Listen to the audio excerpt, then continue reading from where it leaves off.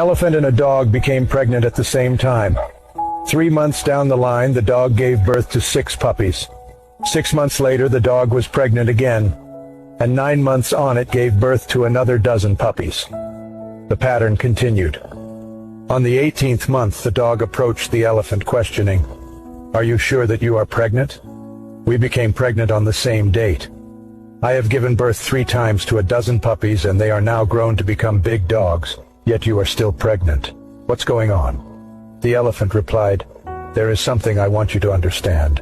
What I am carrying is not a puppy but an elephant. I only give birth to one in 2 years. When my baby hits the ground, the earth feels it.